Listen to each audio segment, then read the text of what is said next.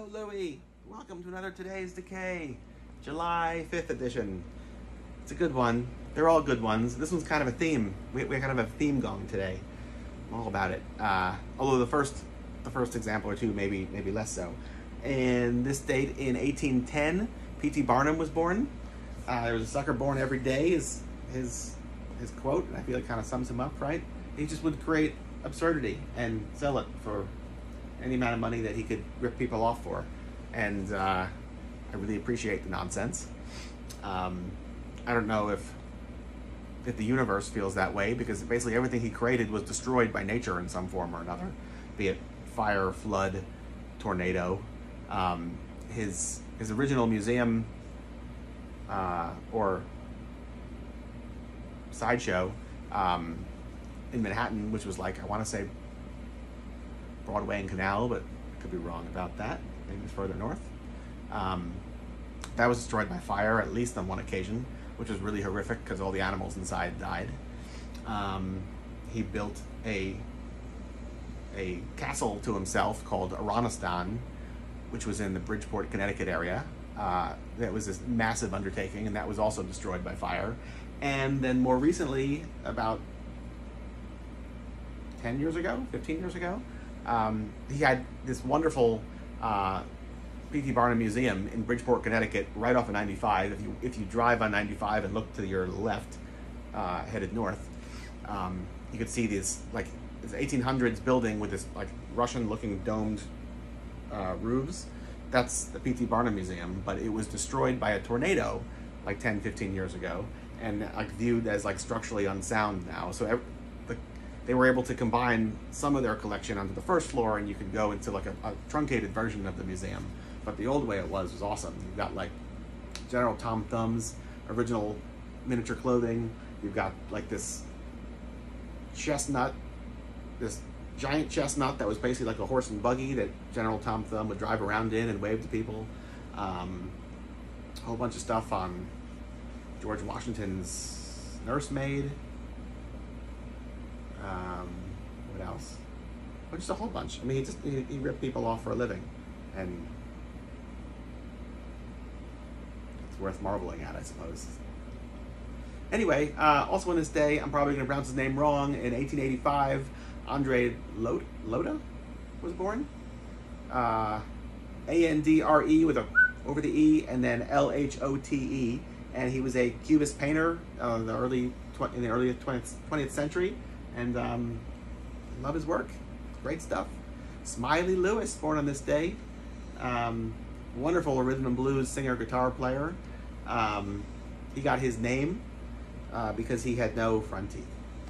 So, yeah. But years later, he got fake teeth put in.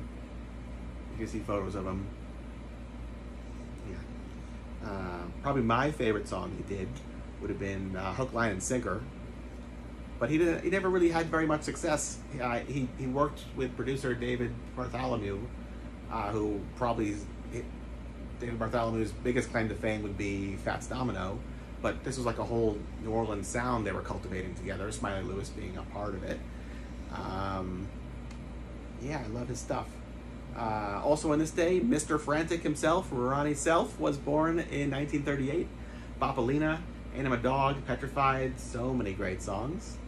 That's All Right, Elvis Presley's song. Elvis recorded it on this day, 1954. And on this day, I didn't even show you this is the P.T. Barnum book I brought out. This is from 1874, right? 1871, P.T. Barnum autobiography called Struggles and Triumphs on 40 Years of Recollections of P.T. Barnum. Don't believe anything you read in this. He's just trying to rip you off. Anyway, also on this day in 1959, Smutty Smith was born. Smutty Smith of the Rockettes. Huge Rockettes fan. I love their place in history. I love what they stood for. You've got young kids who are directly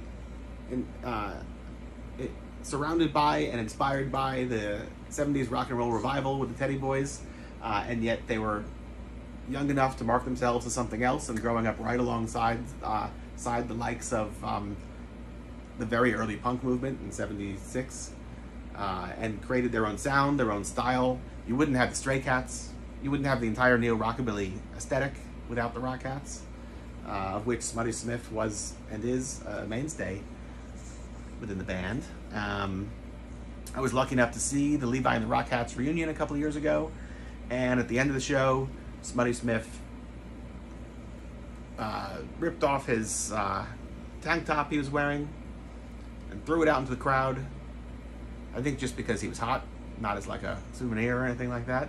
And I was completely oblivious to it, but it hit me like a square in the face. And Baz from Class City Tattoo thought it was very funny, and I guess it was very funny. And Baz is now accepting tattoo appointments at Class City Tattoo. If you can fit it into your schedule, well, he can fit it into his. Yeah. So that's it for today. I think we're done, right? Yeah, we're done. This isn't actually his T-shirt. That would be really creepy, wouldn't it? Yeah. I do like to collect things, but sorry, Smutty, your shirt went up on the floor. This is not yours. Anyway, goodbye. See you guys tomorrow for another Today's Decay.